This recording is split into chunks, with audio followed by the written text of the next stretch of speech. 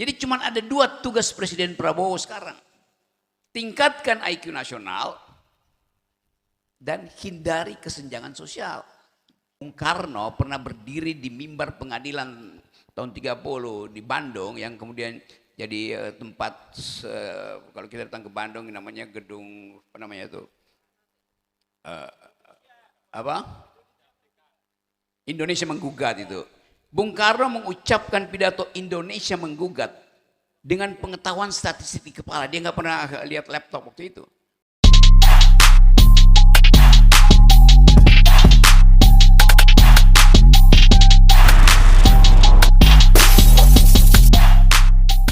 Ya, terima kasih. Bismillahirrahmanirrahim. Assalamualaikum warahmatullahi wabarakatuh. Ya, Bapak Ibu semua, saya kebetulan Ketua Forum Diskusi Akal Sehat Indonesia, ya, yang sering mensafarikan Bang Rocky keliling Indonesia ke beberapa universitas yang ada di seluruh Indonesia, dan juga ada beberapa kali kita di luar negeri. Saya pernah bawa Bang Rocky ke Jerman, Polandia, Slovakia, Doha, Jepang, mana lagi saya lupa, ya, dan di beberapa universitas di Indonesia.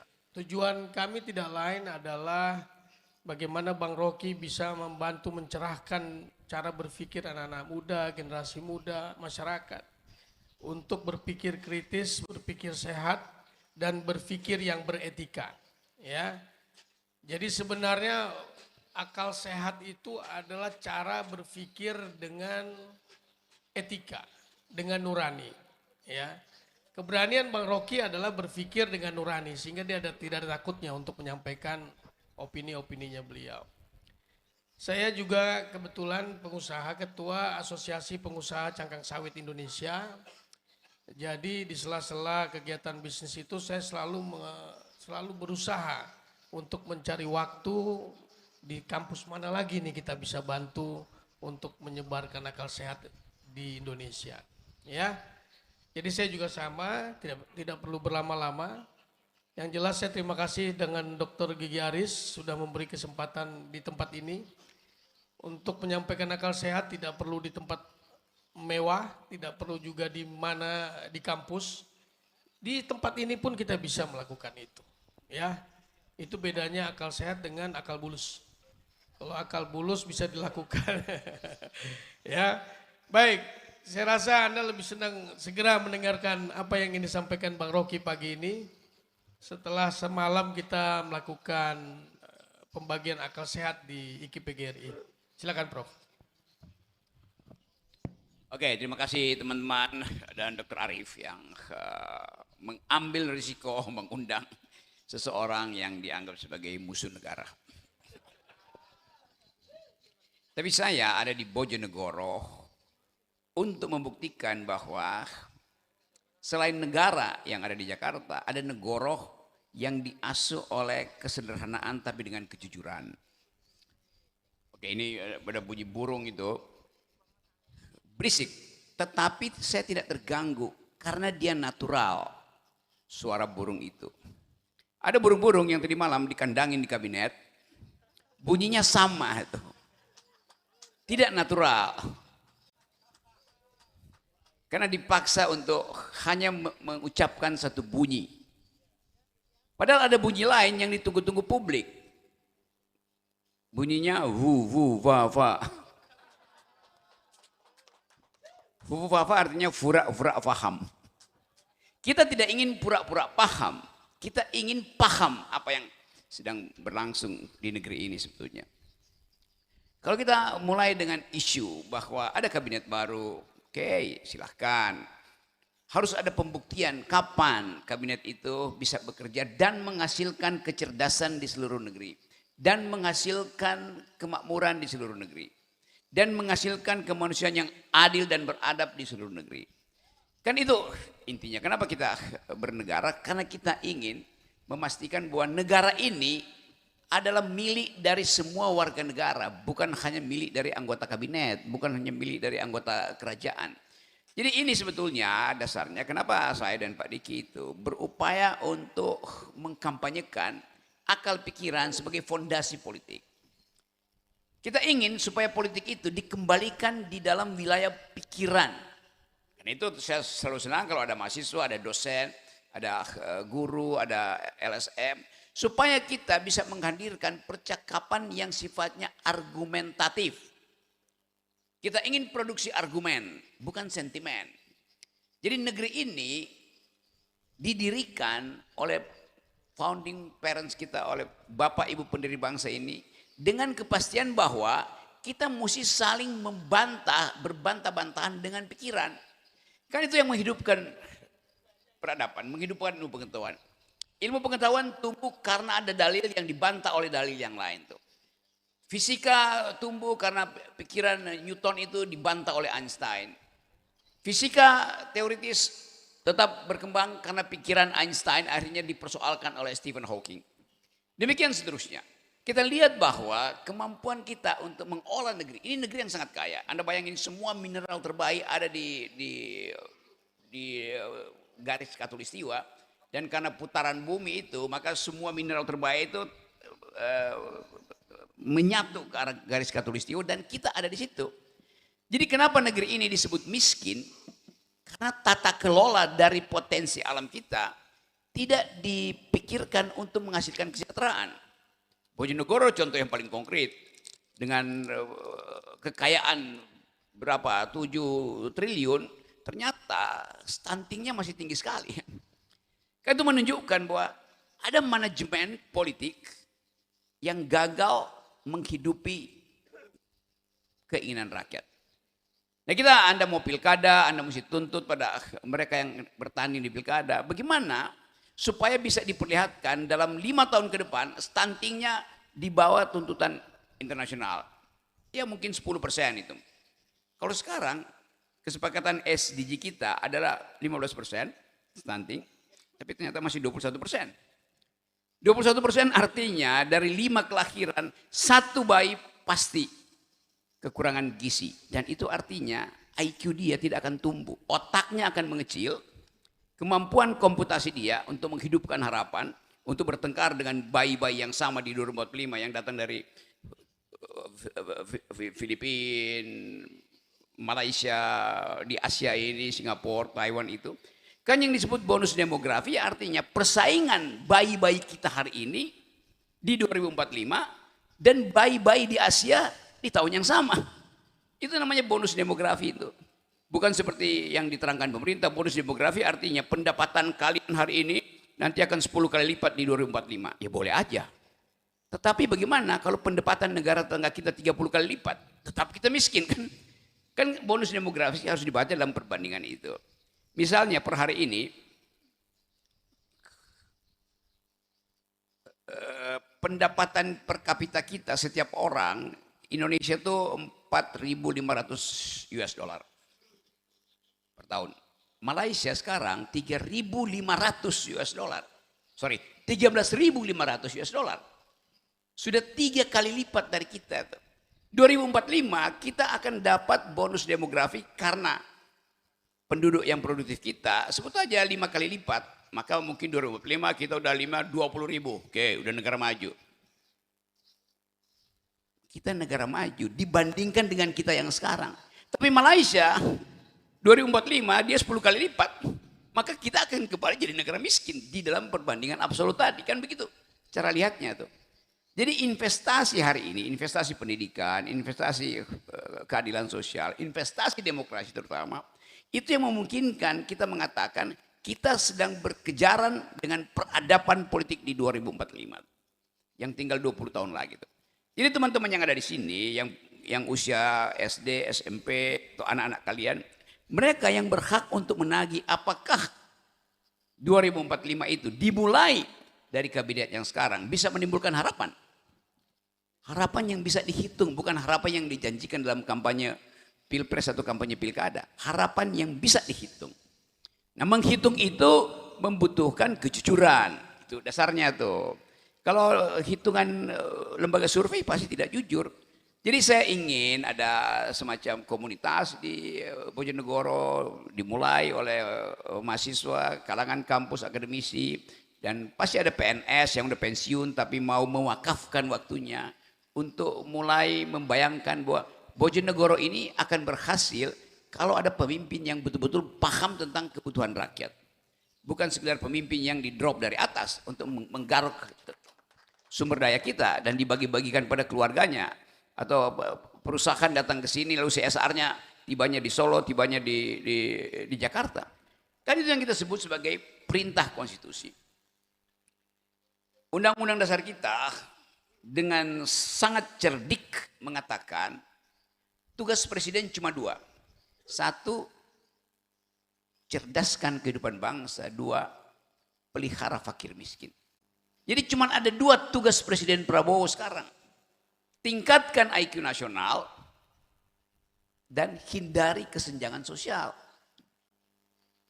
Di mana dia diukur? IQ nasional kita sekarang tinggal 78. Bagaimana kita bersaing dengan IQ anak-anak Taiwan misalnya? Yang 115 atau yang paling dekat Singapura yang 105 itu. Kan hanya itu ukurannya. Sukses dari kabinet, sukses dari presiden adalah comply enggak, memenuhi enggak perintah konstitusi, yaitu cerdaskan kehidupan bangsa. Nah kalau sekarang misalnya kita lihat stunting itu 21%, artinya satu dari anak yang lahir akan kekurangan kemampuan berpikir. Tambahkan lagi hari ini, beban ekonomi rakyat akan sangat besar karena harus membiayai kabinet yang 100 orang itu. Hitung aja setiap kementerian mungkin butuh pengeluaran 3 triliun untuk rutin tuh. 100 orang kabinet. Jadi kabinet ini akan kita biayai dari pajak kita. Kita senang kabinetnya besar berarti kita akan diurus. Oh iya, tapi bagaimana kalau kabinet itu lebih mementingkan mereka sendiri, keluarga mereka sendiri, partai mereka sendiri daripada rakyat. Jadi selalu ada kemampuan pikir kritis, akal sehat supaya kita tahu bahwa kabinet yang besar artinya kita akan bayar pajak lebih banyak untuk membiayai gaji mereka. Itu intinya tuh. Nah sekarang kita coba lihat tadi apa potensi dari anak-anak kita yang hari ini sedang menumbuhkan harapan sampai di tahun Indonesia Emas. Pertanyaannya, isi dari tahun Indonesia Emas apa sih? Kan hanya dikatakan 2014 apa isinya Indonesia Emas itu? Tambang emas, hutang yang bertambah. Enggak dijelaskan. Nah itu pentingnya teman-teman mahasiswa mulai tagih sekarang. Isi dari Indonesia Emas apa? Pendapatan per kapita, kerusakan lingkungan, hutang yang bertambah. Kan itu masalahnya. Jadi setiap orang punya hak untuk menuntut sebagai warga negara apa yang akan dilakukan oleh negara. Tadi saya terangkan bahwa setiap anak yang lahir sekarang, dari 5 anak itu, 1 udah pasti tidak bisa berpikir. Karena stunting tadi, kekurangan nutrisi. Itu artinya mesti ada intervensi ke dalam rahim ibu-ibu, beri dia nutrisi. Karena pembentukan otak itu dimulai dari kandungan, maka kesehatan harus didahulukan.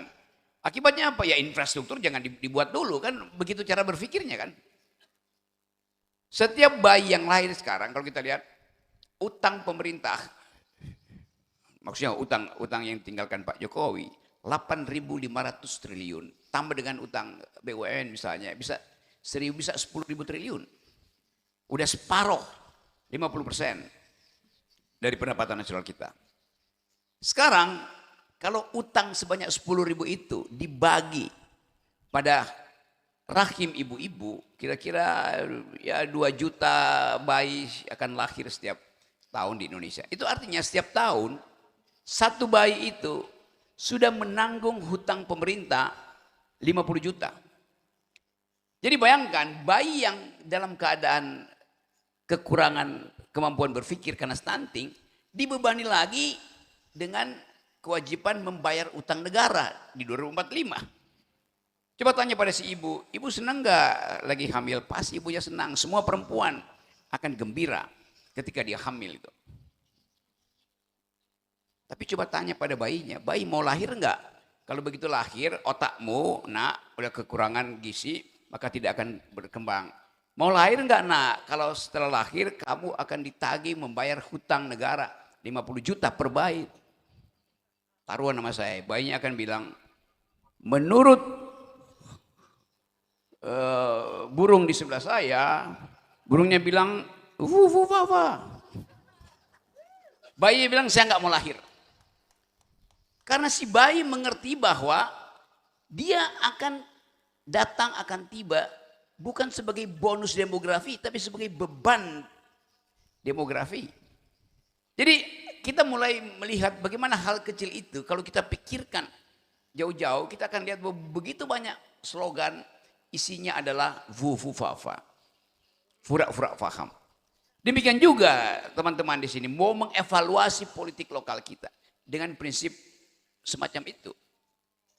Dalilkan di panggung akademis, bupati, wali kota, calon bupati, calon wali kota, sama-sama paket itu, uji pengetahuan mereka tentang hal-hal tadi. Akan terlihat bahwa, oh ini orang yang berpikir maka dia tidak berbohong ketika kampanye. Bahkan dia akan beritahu apa hambatan dia nanti dengan APBD yang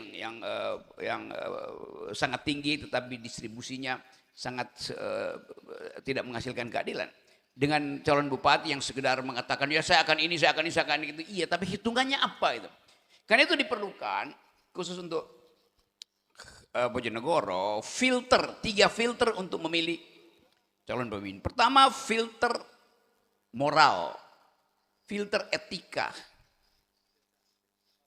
Dari awal kita bisa deteksi, oh ini ya sekedar dimanfaatkan oleh kekuatan pusat, berarti integritasnya atau filter moralnya rendah sekali itu.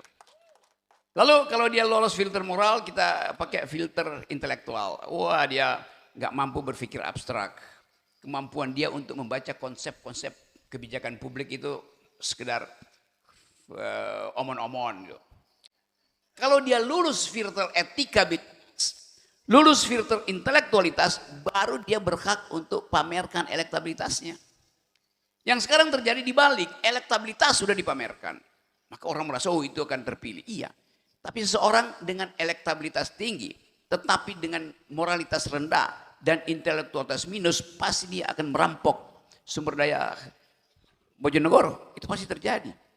Jadi mulailah memeriksa di dalam kampanye-kampanye. Demikian juga Bawaslu harusnya mampu untuk memberitahu bahwa jangan ada penipuan konseptual yang dasarnya adalah elektabilitas. Kan Bawaslu bukan sekedar mengawasi teknis pemilunya, tetapi juga mengawasi ide-ide yang irasional. Itu fungsi Bawaslu. Jadi sekali lagi kita hubungkan antara ada kabinet baru di Jakarta, kabinetnya sangat besar, itu berarti kita diminta untuk mengawasi apa yang berlangsung di Jakarta karena kita warga negara yang akan menikmati sesuatu kalau kabinetnya bagus dan akan dibebani sesuatu kalau kabinetnya buruk. Pada saat yang sama juga kita akan menghadapi pilkada dengan masalah yang sama. Memilih seseorang mungkin dia dapat amplop cukup, tetapi keberlanjutan dari kampanye dia itu akan dihentikan oleh ambisi dia yang tidak rasional. Kan tidak mungkin kita mengatakan oke, Bojonegoro akan kita bikin bagus, oleh karena itu akan ada tangga ke langit itu. Ya itu janji tapi gak mungkin dilakukan. Kalau seseorang mengatakan saya berjanji untuk memanfaatkan kekayaan dari negeri ini, kekayaan dari Bojonegoro, memastikan bahwa setiap warga negara atau warga Bojonegoro itu punya basis pendapatan yang disiapkan oleh pemerintah. Dengan basis itu dia bisa lakukan perencanaan keluarga, pelancaran bisnis, pelancaran pendidikan. Kan ada rasa aman di awal itu, ada buffer, ada benteng pertama, ada social safety net yang bisa berkelanjutan. Bukan janji yang hanya ada di dalam amplop yang setelah terpilih amplopnya nggak nyampe lagi kan. Jadi itu yang kita maksud supaya teman-teman di Bojonegoro menghasilkan politik akal sehat. Kami hanya membantu mengingatkan bahwa negeri ini harus dirancang secara rasional. Semua janji politik harus dibuktikan karena janji politik itu batasnya adalah APBN. Anda bisa bikin janji macam-macam, tapi kalau APBN tidak dipakai untuk tadi kemakmuran dan keadilan, maka yang terjadi adalah korupsi.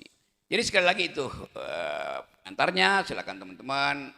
Ada teman-teman dari mana? Dari GMNI. Kita ingatkan bahwa Bung Karno pernah berdiri di mimbar pengadilan tahun 30 di Bandung yang kemudian jadi tempat kalau kita datang ke Bandung namanya gedung apa namanya itu apa Indonesia menggugat itu. Bung Karno mengucapkan pidato Indonesia menggugat dengan pengetahuan statistik di kepala. Dia nggak pernah lihat laptop waktu itu. Bung Karno memperlihatkan kemampuan dia untuk mengolah rasa keadilan di tengah-tengah kepungan kapitalisme dunia. Kita juga ada di tengah-tengah kepungan oligarki kapitalis nasional. Karena itu kita mesti berani mengambil risiko mengucapkan bahwa Bojonegoro menggugat. Terima kasih. Ya, terima kasih Prof. Jadi poinnya adalah maka ada 3 penilaian yang harus kita ukur. Yang pertama adalah etikability-nya dulu. Secara moral ini the right person apa tidak? Iki orangnya sopo ini, ada urusan apa ini, punya etika apa tidak? Kira-kira mau jadi pemimpin, mau merampok apa mau ngurusin negara, kan itu ya. Yang kedua adalah intelektualitasnya.